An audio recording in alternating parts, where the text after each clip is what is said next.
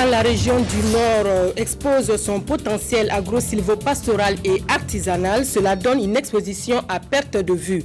De la pomme de terre à la tomate, en passant par des céréales, du bétail ou encore du textile, la foire de Yako, ouverte ce jour, se veut l'expression d'un Burkina sur le chantier de la production.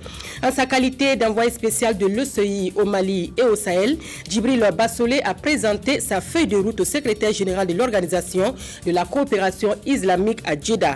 Prévention, lutte contre la pauvreté et la précarité des jeunes sont ses priorités pour barrer la route à leur récupération par des groupes islamistes. Et puis se priver de nourriture pour réclamer de meilleures conditions de travail. La privation est individuelle, mais la cause collective pour les délégués du personnel de la filature du Sahel à Filsa, sa grève de la faim dure depuis 9 jours. Madame, Messieurs, bonsoir. La région du Nord se donne à voir sous son potentiel agro-silvopastoral, halieutique et artisanal. Pommes de terre, tomates, oignons, céréales, bétail, textile ou encore l'art dans toute sa diversité. Voilà ce qui se présente sur l'aire d'exposition de la foire régionale du Nord qui compte parmi ses invités le président du Faso et son épouse. En attendant de revenir d'ici la fin de cette édition sur l'aire d'exposition, donc nous allons écouter le président du Faso qui invite à consommer burkinabé. Je dois tout d'abord saluer cette grande mobilisation qui est une indication de l'engagement et de la détermination des populations de la région pour faire des filières agro-silvopastorales et bien sûr artisanales, des domaines dans lesquels nous pouvons utilement nous investir pour donner plus d'emplois, pour donner plus de revenus à nos populations. Nous sommes là pour voir comment renforcer les capacités de ces producteurs, de ces acteurs. Et cela passe nécessairement par une meilleure compréhension des défis et des enjeux du moment, à savoir qu'il nous faut traiter des questions des semences, il nous faut traiter la question de la gestion des plants, il nous faut bien sûr à la production voir comment d'abord consommer nous-mêmes au Burkina, consommer mieux et voir aussi comment commercialiser. Et tout cela, bien sûr, avec en marge la nécessité de la conservation. Donc ce sont aujourd'hui des préoccupations que nous avons entendues ça et là, sur lesquelles nous allons, avec le gouvernement, nous engager plus fortement à accompagner justement les producteurs dans les réponses à ces questions. À l'évidence, la foire régionale du Nord offre de meilleures opportunités d'affaires aux producteurs et une compétitivité plus accrue des produits. Cette vitrine de promotion des filières agro, silvopastorales et artisanales vise également l'amélioration des revenus de la population. Sur l'heure d'exposition, des participants apprécient. J'ai trouvé cette foire très passionnante et très captivante.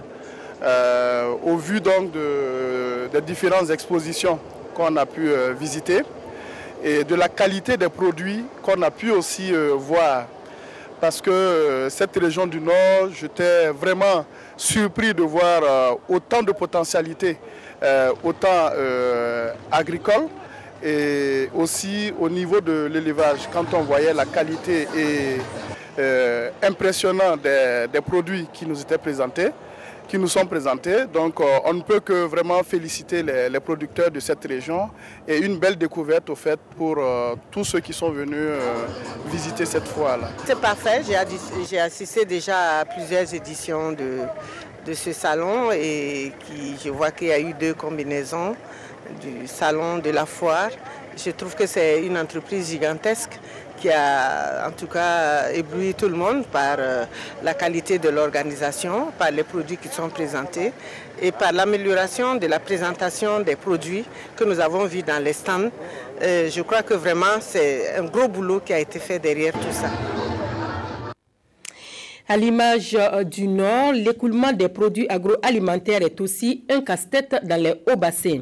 La 4e édition de la foire internationale de Bobo-Dioulasso qui s'ouvre demain et ce jusqu'au 6 avril se pose comme une alternative.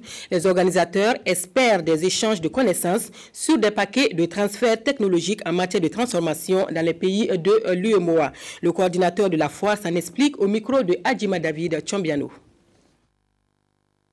La FIBO, c'est la foire internationale de Bobo-Dioulasso. Cette foire, elle est à sa 4e édition et sous le thème « Les produits agroalimentaires et renforcement de la compétitivité ». La particularité, c'est de mettre justement l'accent sur la compétitivité. Nous savons fabriquer, nous savons transformer, mais est-ce qu'on est compétitif? Est-ce que nos produits agroalimentaires peuvent se mettre sur le marché en dehors de Burkina?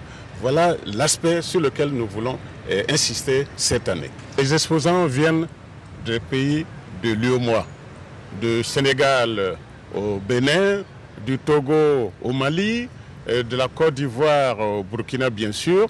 Et nous avons même eu des invitations qui ont été confirmées et venant du Congo-Brazza.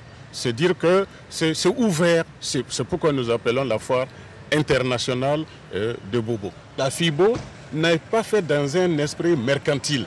Mais sinon, si vous faites du commerce et vous n'avez pas de bénéfice, vous fermez la boutique, sinon ça ne va pas. Mais ce n'est pas un esprit mercantile. C'est pour dire que l'initiative privée peut contribuer à faire quelque chose de significatif dans ce pays. La FIBO, c'est du 30 mars au 6 avril à Bobo-Dioulasso, dans l'enceinte de la SNC, ici au secteur 21 de Bobo. Voilà, rendez-vous donc à Bobo-Dioulasso, vulgariser et promouvoir les énergies renouvelables. Tel est le défi à relever au regard de la crise énergétique que connaît la sous-région. Un salon international organisé dans cette perspective a ouvert ses portes depuis ce mardi sur le site du CIAO. La manifestation, qui est à sa 2e édition, regroupe une 50aine d'exposants du Mali, du Bénin, du Canada et du Burkina Faso. Visite guidée avec Yolande Lompo.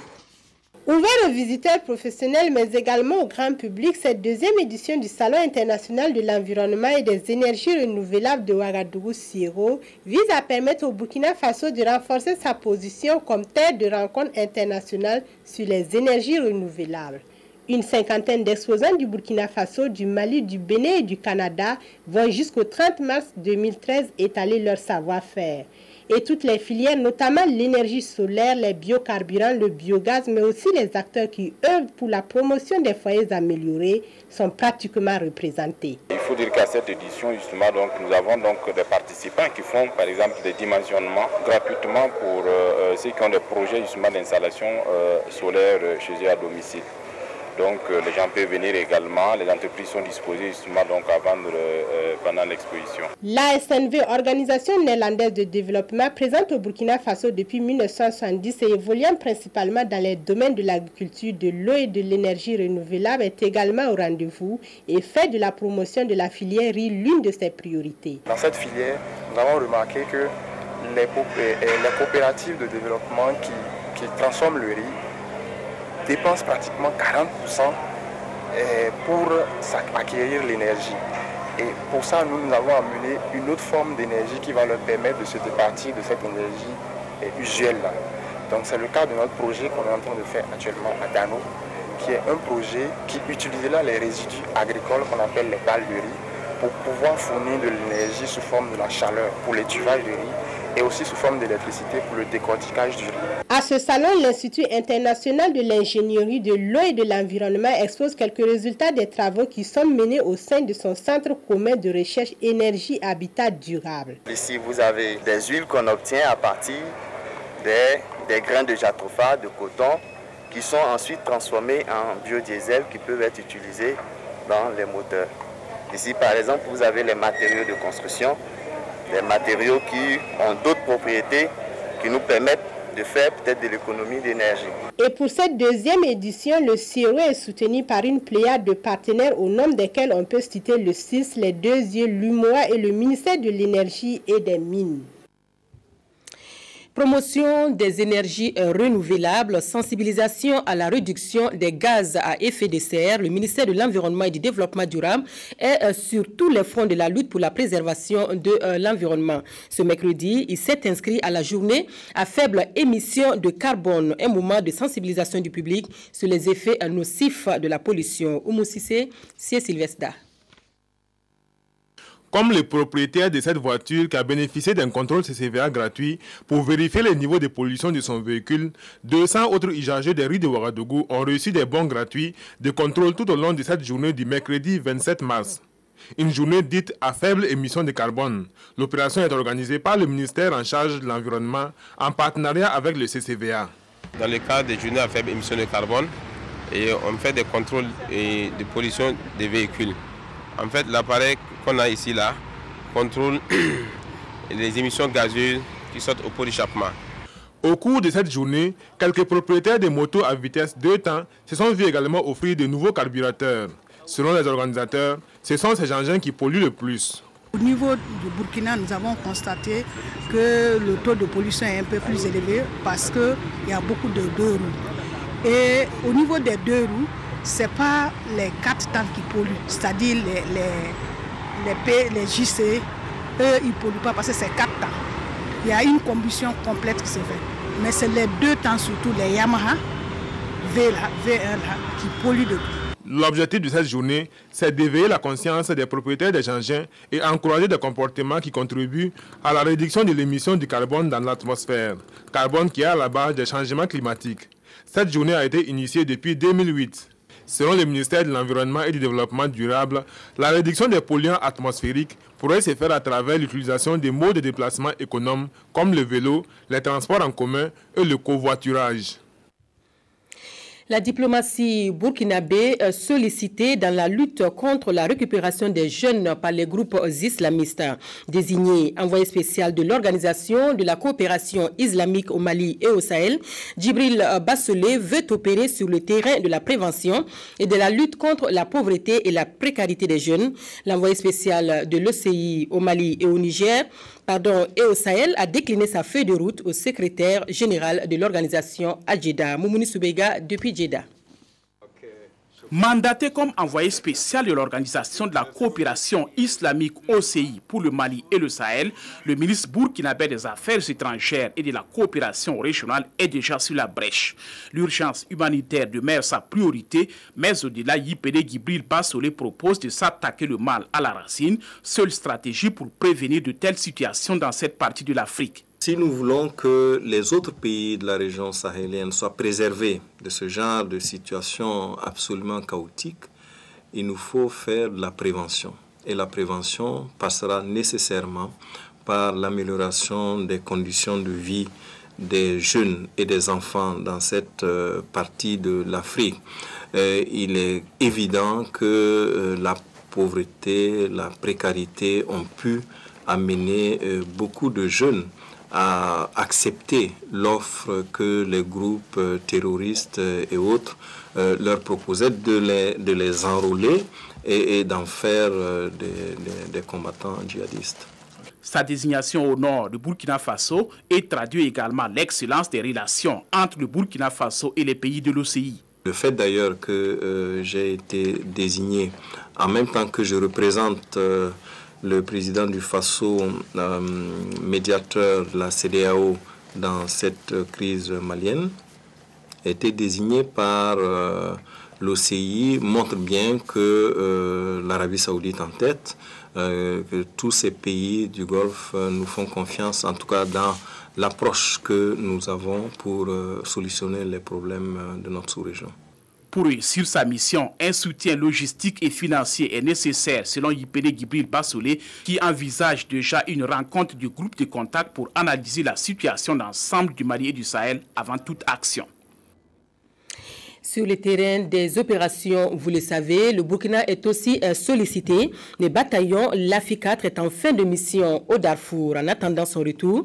Et avant de prendre la route, le bataillon LAFI 5 se forme à Lumbila. Les 800 hommes du contingent ont reçu ce matin la visite des chefs militaires. Nyakiteda. Ce n'est pas encore le dispositif du Darfour réel. Mais là, c'est pour évaluer la mise à niveau du contingent du bataillon LAFI 5. Un groupe appelé à remplacer le bataillon LAFI 4 en fin de mission au Darfour. Ce matin, l'adjoint du chef d'état-major général des armées était à Lumbila pour passer en revue le dispositif. Ici, nous sommes au poste de contrôle. Le mot d'ordre, contrôler systématiquement le mouvement des personnes et des véhicules comme il est simulé à partir de cette action. Veuillez avancer, monsieur. Allez tout droit.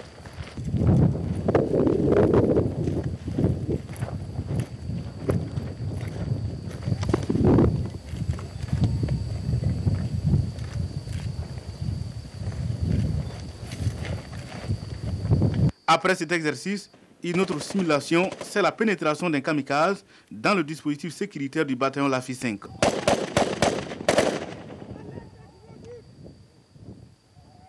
C'est un cycliste kamikaze qui a pénétré notre dispositif en force. Donc après de 20 sommations refusant de s'arrêter, on a ouvert le feu en vue de le réduire, à savoir le neutraliser pour le mettre hors de combat, afin d'éviter qu'il puisse exploser au milieu de notre dispositif.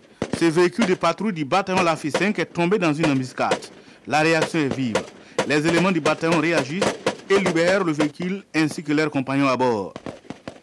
3 exercices savamment orchestrés et qui font la preuve d'un engagement certain du bataillon Lafi 5 à accomplir la mission à lui confier. Vu les différentes séquences qui ont été jouées, et à savoir les procédures, les techniques de fouille de véhicules, où vous avez vu il n'y a pas longtemps aussi, et donc lorsque cet individu isolé et donc forçait le passage de barrage, la réaction appropriée donc des hommes qui étaient donc au poste de contrôle et témoigne en tout cas que les résultats que nous sommes fixés pour cette formation ont été atteints. Le bataillon Lafi 5 compte 800 hommes qui ont été formés de janvier à mars à Lombila pour prendre la direction du Darfour en mai prochain.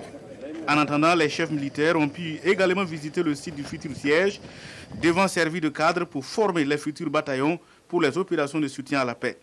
L'État burkinabé est accompagné dans ce domaine par l'ACOTA, la formation et assistance aux opérations d'urgence en Afrique, une ONG américaine.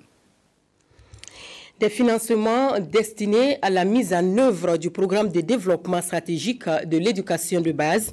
Plus de 4,5 milliards de francs CFA ont ainsi été mobilisés grâce à la France. La convention de financement a été signée ce mercredi par le ministre de l'Économie et des Finances, l'Agence française de développement et l'ambassade de France. Eleonore Yerbanga. 3 signatures apposées et le Burkina Faso bénéficie d'un financement sous forme de subvention pour la mise en œuvre des activités du programme de développement stratégique de l'éducation de base PDCEB.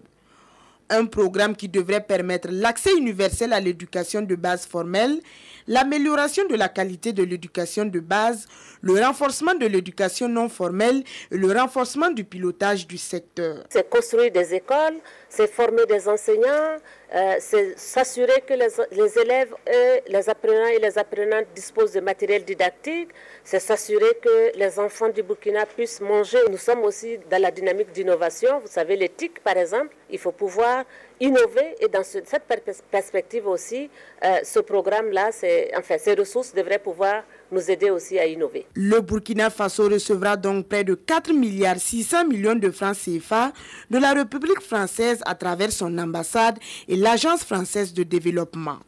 Aux côtés du Burkina Faso, d'abord la France souhaite accompagner la stratégie de développement du Burkina Faso, qui est aujourd'hui la stratégie de croissance accélérée de développement durable et qui fait de ce secteur de l'éducation une priorité. Donc il est normal que les partenaires techniques et financiers s'alignent sur les priorités stratégiques du pays partenaire.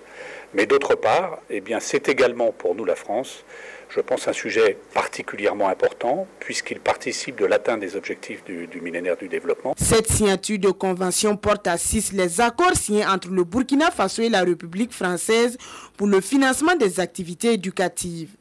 Toute chose qui démontre l'excellence des relations de coopération qui existent entre les deux pays. Le Burkina Faso dispose d'atouts importants pour le développement du secteur de l'énergie. Foi du directeur général de l'ONUDI qui vient d'achever un séjour de 72 heures dans notre pays, ponctué de visites de terrain et de séances de travail. Ce séjour devrait déboucher sur la signature prochaine d'un programme d'appui au secteur de l'énergie. D'autres domaines comme l'agro-industrie et le secteur de l'emploi sont aussi concernés. Abdelaziz Yagibou. L'agrobusiness, l'industrie, l'énergie. Autant de secteurs dans lesquels l'ONUDI et le Burkina entendent se donner la main pour faire bouger les lignes. Un engagement qui sera très prochainement matérialisé par la signature d'un programme dénommé Programme Pays. Mettant à profit son séjour de 112 heures, le directeur général de l'ONUDI en a discuté de long en large avec les autorités compétentes du Burkina. C'est un programme dont la mise en œuvre devrait offrir des opportunités d'emploi pour les jeunes. Outre mes échanges avec le ministre du Commerce et de l'Industrie sur le programme Pays, J'ai discuté avec le ministre de l'Énergie, le Premier ministre et le président du Faso des atouts du Burkina en matière de production d'énergie. À travers ces audiences et les visites de terrain que j'ai eu l'occasion d'effectuer, j'ai pu apprécier les efforts du Burkina visant à promouvoir le secteur de l'énergie. Entre audiences et visites de terrain, l'invité du président du Faso a essentiellement axé sa mission sur l'évaluation du potentiel énergétique du Burkina. Mandaté par le secrétaire général de l'ONU pour conduire le projet Initiative Énergie durable pour tous, Kandé Yumkela promet mettre à contribution les enseignements tirés de cette visite pour des actions au profit du Burkina. Il a à son actif 20 ans d'expérience en matière de coopération internationale pour le développement, dont 7 à la tête de l'ONUDI. La grève de la faim comme moyen de lutte et de revendication sociale à Filsa, la filature du Sahel. Un employé mène ce combat et cela fait 9 jours que ça dure. Délégué du personnel, il réclame de meilleures conditions de vie et de travail dans l'entreprise. Ahadi Sandamba est allé à sa rencontre. Incroyable, cet homme observerait une grève de la faim depuis 9 jours et il n'a pas manqué un seul jour à son poste. Seydou Ouedraogo, puisque c'est de lui qu'il s'agit, est employé permanent à la filature du Sahel Filsa depuis 2000. Il est secrétaire général des délégués du personnel depuis mai 2011. En observant cette grève, Seydou Ouedraogo dit mener un combat collectif à lui seul. J'ai mangé le 20 à 19h23. Après ça, je n'ai pas mangé jusqu'à présent, mais chaque soir, je prends un jus, un verre de jus et puis un verre d'eau. Je suis allé en grève de faim parce que nous vivons une situation particulière au niveau de notre société ici, qui est le non-respect total de la législation du travail. Et nous avons un conflit collectif dans le dossier au niveau de la cour d'appel de Bobo. Donc, pendant que nous avons introduit ce dossier au niveau de l'inspection, on est en train de nous faire vivre l'enfer ici en tant que délégué du personnel. Actuellement, ce que j'ai comme problème, j'ai régulièrement des vertiges, surtout quand il fait chaud. J'ai des palpitations. Et ma gorge est toujours sèche. Voilà, hormis ça, bon, je pense que ça va. Je tremble un peu, mais c'est dû à la faiblesse. Approché, la direction de Filsa donne sa version des faits.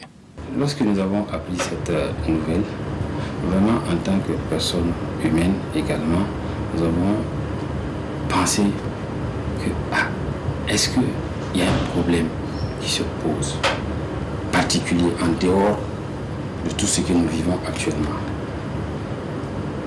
Et tout ce que nous vivons, c'est justement, il y a des dossiers, toutes les entreprises de la place ont des dossiers en cours. Mais nous constatons que malgré tout, le monsieur, il arrive quand même à venir effectuer son travail. Vous avez dû le constater. Il est là depuis qu'il a commencé sa grève. Je vous présente sa fiche de sortie, de sa fiche de pointage, parce que tous les salariés ici ont des fiches de pointage. Quant aux collègues de Seydou Ouedraogo, ils disent apprendre également la nouvelle à travers les médias. J'ai appris ça sur les médias, que j'avais un collègue qui était en grève de la faim. Bon, moi, je l'avais déjà aperçu le matin, bon, avec ses camarades. J'étais surpris de ce mouvement de sa part. Parce qu'il y avait environ une semaine, on avait eu des échanges avec la direction. Il avait été demandé à ce que... il y avait une procédure déjà qui était au niveau de la justice. Pour calmer, il fallait prendre les résultats de la justice. J'ai entendu dans la bouche des ouvriers, ça même c'est pas à l'usine, hein, c'est juste à notre descente que l'information là est tombée dans mon oreille. Maintenant, bon, moi je voulais, puisque j'ai ce terme-là, ça m'a paru un peu bizarre, quoi. Parce que je n'ai jamais entendu grève de faim et puis une seule personne. Peut-être que si c'est un groupe de personnes, peut-être bon, je peux comprendre, mais une seule personne, ça m'a un peu étonné. Âgé de 36 ans, Seydou Ouedraogo entend, si rien n'est fait, poursuivre son combat jusqu'à ce que mort s'en suive. Rappelons que c'est la première fois que l'on assiste à une grève de la faim à Filsa. C'est donc une affaire à suivre. Waïgouya, à l'image des autres chefs-lieux de région, a eu droit à la restitution de la mise en œuvre des réformes politiques consensuelles. Les assises régionales du Nord ont abouti à des propositions pour accélérer les réformes en attente de réalisation. Reportage Godefroy Bazi. Une centaine de participants ont passé en revue à Waïgouya la mise en œuvre des réformes politiques consensuelles. Les participants de la région du Nord ont ainsi travaillé à consolider la démocratie et la paix sociale.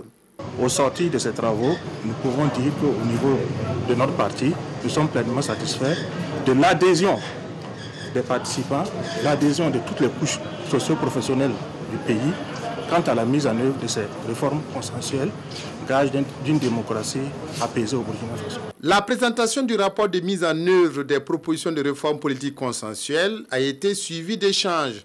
La rencontre s'est notamment prononcée pour l'adoption d'un plan d'action pour accélérer la mise en œuvre des réformes politiques consensuelles qui restent en suspens. L'Assemblée a demandé un plan d'action, qu'on puisse savoir les actions qui restent, en combien de temps l'État pourrait mettre ça en marche. Est-ce en une année, en un mois, en 2 ans, en 3 ans?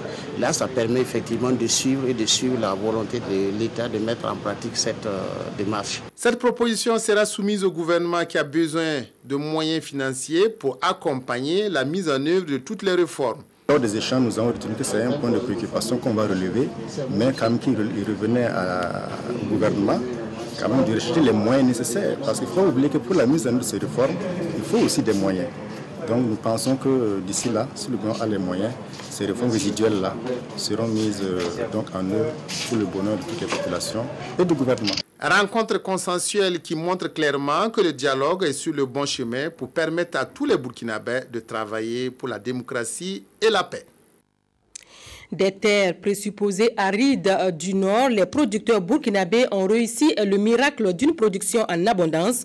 Aux Burkinabés de consommer ce que nous produisons, vous l'avez entendu, c'est l'appel lancé par le président du Faso. Allons donc à la découverte du potentiel agro-sylvo-pastoral et artisanal du Nord, où la pomme de terre, la tomate, les céréales disputent l'heure d'exposition de la foire au bétail, au textile ou encore aux produits artisanaux. Visite guidée avec Ernest Kambiri. Rendez-vous tout indiqué pour promouvoir le monde rural au niveau régional.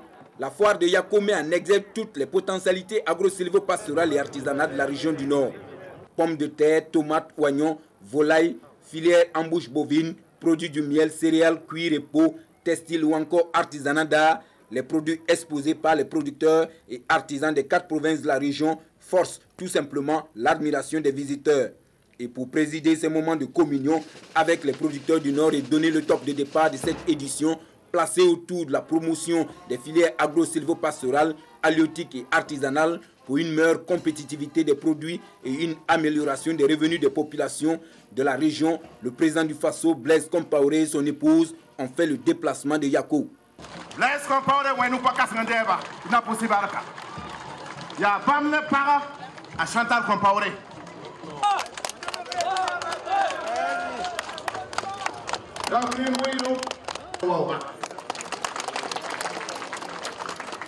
Allocution, prestation d'artistes, remise de matériel agricole, coupure de ruban, visite guidée des stands resteront les temps forts de cette manifestation régionale voulue pour offrir des opportunités d'affaires aux producteurs et artisans du Nord. Les foires sont d'abord une volonté du chef de l'État de pouvoir organiser une dynamique dans les régions pour non seulement faire accroître la production, mais aussi organiser l'ensemble des filières sur comment est-ce qu'on peut entreposer, comment est-ce qu'on peut valoriser, comment est-ce qu'on peut commercialiser. La foire régionale 3e édition de Yako, en chiffres, c'est 315 stands, 250 exposants contenus dans 125 boutiques qui valorisent le travail des producteurs de cette partie du Burkina. La foire, c'est une bonne chose, c'est une carte qui nous permet de pouvoir vendre nos volailles, puisque j'ai pu amener près de 450 têtes. Bon, à présent, presque la moitié est déjà finie. Et je pense que d'ici le soir, ça va finir. Le salon est une bonne chose pour nous. Depuis que ça a été ouvert, nous arrivons à écouler nos produits. Et puis, en tout cas, on remercie beaucoup l'initiative. Pour nous, vraiment, ça nous aide beaucoup. Venu apprécier le fruit du travail des exposants retenus dans les principales filières agro-silvopastorales et artisanales, Blaise Compaoré a été séduit par moments par le savoir-faire, la qualité et la quantité des productions exposées à cette édition de la foire qui se tient en même temps que la 4e du Salon de la Tomate. À Yako, tout comme à Réau en 2011, c'est devant une forte mobilisation que le mérite d'une 60aine de producteurs a été reconnu. Des lauréats qui ont reçu des prix, dont 4 décernés par le président du Faso dans 4 secteurs d'activité pour une valeur monétaire évaluée à plus de 50 millions de francs CFA, une façon pour Blaise Compaoré de leur rendre hommage et de les inviter à plus d'efforts pour relever les défis de la sécurité alimentaire des populations de la région.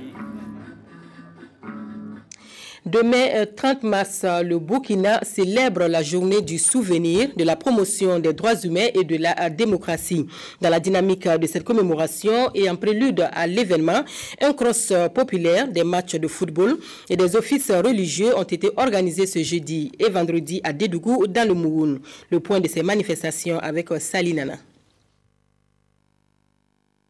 2 matchs de football opposant les équipes féminines d'Anta FC à l'administration générale de Dédougou et celle des organisations de la société civile contre les forces de sécurité et de défense. Un cross populaire et voici planter le décor de la 11e journée du souvenir, de la promotion des droits humains et de la démocratie. La ville de Dédougou célèbre cette année la journée du 30 mars qui vient rappeler que la paix est le gage de l'effectivité des droits humains et de la consolidation de la démocratie. Ce mouvement-là, c'est ce que nous recherchons, la cohésion entre les citoyens burkinabés. Donc à travers le match de football qui a eu lieu hier et ce cross qui a eu lieu ce matin, c'est amener les gens à être ensemble, à être solidaires, à être tolérants, à agir ensemble pour promouvoir la paix, pour préserver la paix. C'est ce que nous recherchons. Nous avons lancé un appel à toute la population pour participer au reste des activités et nous comptons sur la population de Dédougou pour cela. Autre activité pour marquer la commémoration du 30 mars à Dédougou, ce sont des offices coutumiers et religieux en faveur de la paix au Burkina Faso. Nous qui sommes anciens, nous connaissons ce que c'est la valeur de la paix. Parce que moi, aujourd'hui, en tout cas, je suis très heureux de voir que les enfants mènent cette campagne-là afin qu'après nous, le pays soit prospère. Parce que la paix amène la prospérité. Donc, en tant que vieux, je souhaite le bonheur, paix et prospérité pour ce pays-là. Je souhaite que nos enfants et nos petits-enfants, en tout cas, réussissent dans le bonheur. En rappel, c'est le 30 mars 2001, lors de la journée nationale du pardon, que le président du Faso a pris l'engagement d'institutionnaliser le 30 mars de chaque année comme journée nationale du souvenir, de la promotion des droits humains et de la démocratie.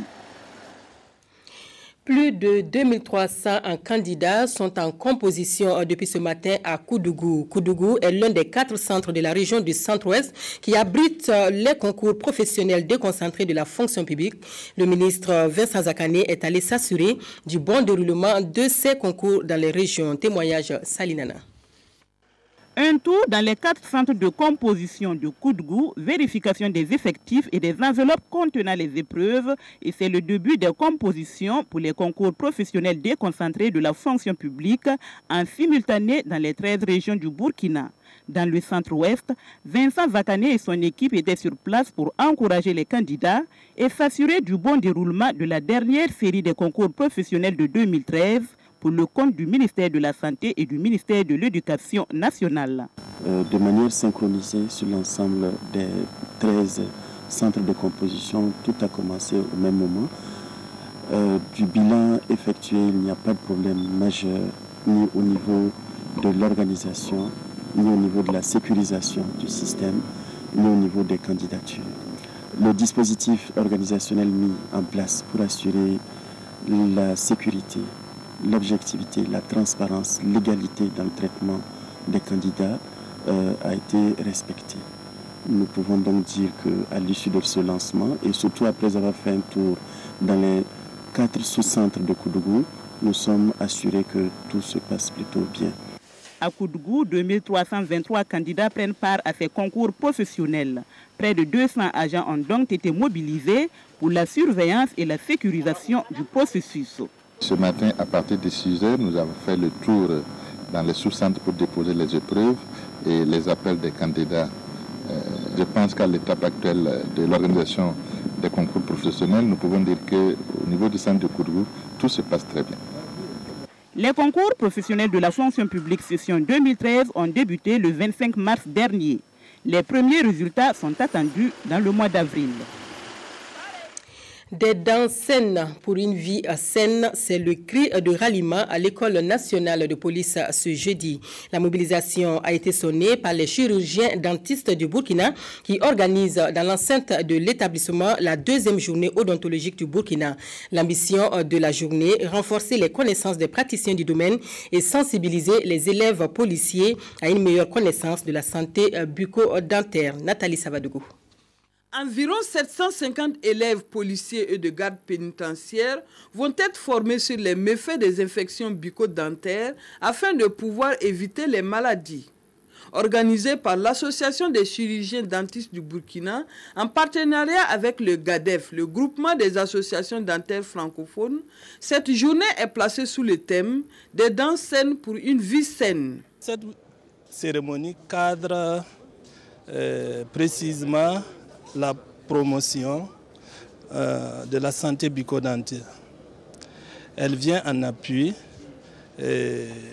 pour réveiller les acteurs de la profession dentaire que sommes nous autres pour pouvoir être à la hauteur des attentes de nos populations.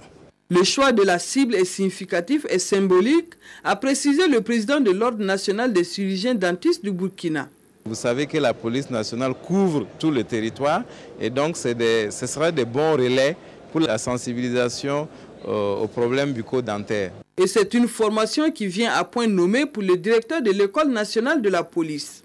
Elle intervient en pleine formation militaire de base des élèves, où ils sont sollicités de façon intense et au quotidien sur le plan physique, parce que c'est la formation militaire, donc il y a des parcours d'obstacles, il y a des marches, il y a des manœuvres diverses au plan physique, mais aussi psychologique.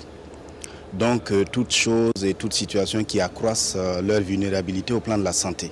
L'association des chirurgiens dentistes du Burkina étant membre actif du GADEF, le premier responsable de ce groupement est venu soutenir ses partenaires du Burkina. Une séance de dépistage est prévue à l'occasion. Un centre de formation continue des personnels de laboratoire et une unité d'évaluation externe de la qualité des examens. Ces deux infrastructures logées au sein de la Direction générale de la pharmacie, du médicament et des laboratoires ont été inaugurées ce jeudi par le ministre de la Santé. 370 millions de francs CFA ont été mobilisés pour leur réalisation, ainsi que celles de 3 infrastructures similaires dans d'autres régions du Burkina. Des financements acquis grâce à l'Agence française de développement et à la Fondation Mérieux. Des précisions avec Lazare Pouya. Voici le nouveau centre de formation continue des personnels de laboratoire et de l'unité d'évaluation externe de la qualité des examens. Il est le fruit du partenariat entre le ministère de la Santé, l'Agence française de développement AFD et la Fondation Mérieux. Entièrement équipé de matériel de laboratoire, d'ordinateurs et de mobilier, ce centre s'inscrit dans le projet Réseau d'Afrique de l'Ouest des laboratoires Rezaolab. En plus de cette infrastructure, 3 autres centres ont été construits à Bobo-Dioulasso, à Wayugia et à Fadangourma à plus de 370 millions de francs CFA. Et celui de Ouagadougou aurait coûté plus de 225 millions de francs CFA. Nous pensons que le renforcement des capacités de diagnostic des maladies infectieuses et les maladies touchant les personnes vulnérables, ce renforcement est important et c'est pour ça que nous avons lancé en Afrique de l'Ouest ce projet qui s'appelle Rezaolab, qui vise à renforcer la qualité des examens pratiqués pour les populations. En 2008, nous avons été saisis d'une demande de la part de la Fondation Mérieux pour l'appuyer dans le financement d'un projet d'appui au laboratoire d'analyse dans 3 pays d'Afrique de l'Ouest, le Burkina Faso, le Sénégal et le Mali. Et dans la mesure où la Fondation Mérieux est un acteur centrale parmi les acteurs de droit privé français, au même titre que l'Institut Pasteur, pour promouvoir l'expertise française en matière de développement sanitaire. Nous avons souhaité l'accompagner. Convaincu que les laboratoires constituent un outil d'aide au diagnostic, de suivi du traitement médical et de contrôle de l'état de santé des populations, la Fondation Mérieux et l'AFD ont voulu accompagner le ministère de la Santé dans la décentralisation et le renforcement de la formation des agents de laboratoire. C'est un centre véritablement important en ce sens qu'il renforce les capacités des agents qui travaillent dans les laboratoires, mais aussi qu'il rassure que les laboratoires qui sont en ville ou qui sont dans nos services publics travaillent avec tout le professionnalisme et la qualité afin de sortir des résultats qui sont des résultats fiables. Et pour atteindre des résultats fiables, il n'y a pas autre solution que d'assurer la formation continue des agents de laboratoire. L'eau coule à nouveau dans les robinets à Banfoura. La joie est immense, mais une inquiétude subsiste. L'eau servie découlerait-elle des conduits d'eau où se trouveraient les corps des 2 victimes de la Sosiko? L'ONEA rassure, c'est une eau de bonne qualité et une caravane de presse s'est mise en route pour donner la bonne information. Karim Sissi. Doute sur la qualité de l'eau servie par l'ONEA à Banfoura. Certains consommateurs pensent que depuis l'incident malheureux qui s'est produit, les corps des disparus se trouveraient toujours dans les conduits d'eau. Une équipe de l'ONEA rassure. C'est pour rassurer la population de la ville de Banfoura et l'ensemble des zones desservies par l'ONEA à partir de la prise d'eau où les gens ont fait passer des informations pas tout à fait juste, qu'il y aurait des cadavres dans les conduits de l'ONEA. C'est pour démentir ces informations-là de façon concrète et rassurer la population que l'eau qui lui est distribuée est de bonne qualité. L'équipe a débuté sa visite ici, au pied des dômes de Fabé-Dougou. Là, les techniciens ont montré aux journalistes la zone de prise d'eau de l'ONEA Banfoura, une zone située à 2 km du lieu du drame. Les hommes des médias ont aussi vu l'endroit où les 2 corps ont été repêchés. Vous voyez que cette partie se situe nettement après la prise de l'ONEA, à environ 2 km. Voilà.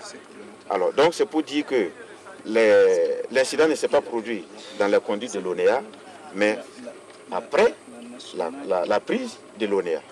Après 72 heures de pénurie, l'eau est de retour à Banfoura. De quoi soulager les populations. Depuis avant-hier, on est là, on ne fait que souffrir à cause de l'eau. On parcourt par exemple 15 km pour aller chercher de l'eau potable. Bon, aujourd'hui, je vois qu'il y a l'eau, c'est à cause de ça que je suis venue pour chercher l'eau. L'eau, vraiment, l'eau, c'est la vie. Sans l'eau, là, vraiment, on ne peut pas vivre. Et je suis très content de gagner l'eau. Mais jusque-là, comme il y a d'autres qui disent que c'était des gens qui étaient tombés dans l'eau là. Bon, jusque-là, il y a d'autres qui pensent que l'eau là est sale. L'eau là est comme ça, quoi.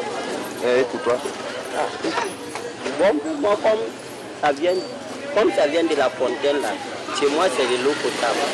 Pour rassurer les plus sceptiques, Moumouni Savadogo, directeur de l'exploitation de l'ONEA, a bu un verre d'eau à la fontaine.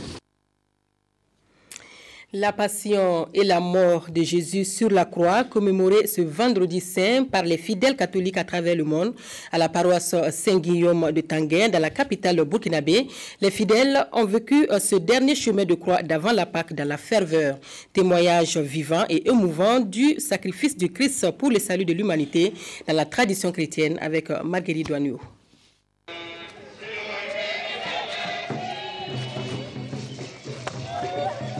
Jésus chancelant, sous le poids de la croix, roué de coups, tombant et se relevant, une foule de fidèles catholiques émus et compatissantes, c'est le tableau de ce vendredi saint à la paroisse Saint-Guillaume de Tanguin à Ouagadougou. Ce dernier chemin de croix pour vivre plus intensement la passion et la mort du Christ en images.